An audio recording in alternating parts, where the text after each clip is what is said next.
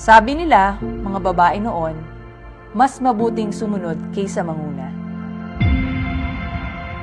Sabi nila, mga babae noon, hindi nila trabaho ang magdesisyon ng malaki.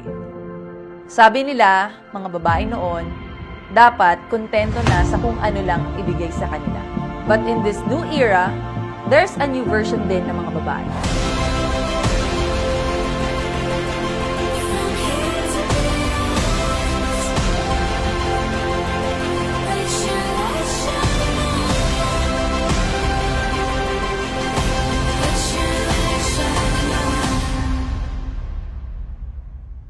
That's the reason why I chose CYD.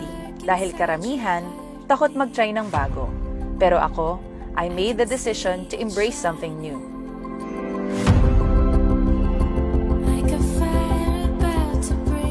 This car isn't proof of what was given to me. It's proof of what I chose to build for myself. Not because my husband couldn't provide. In fact, I'm blessed to have a partner who is a great provider. Pero hindi yon ang magiging dahilan para tumigil ako i-pursue ang mga dreams ko in life. Because growth is not about what's given to you. It's about what you choose to build for yourself. And this is me choosing to grow. From here to beyond, let your light shine on, for everyone to see.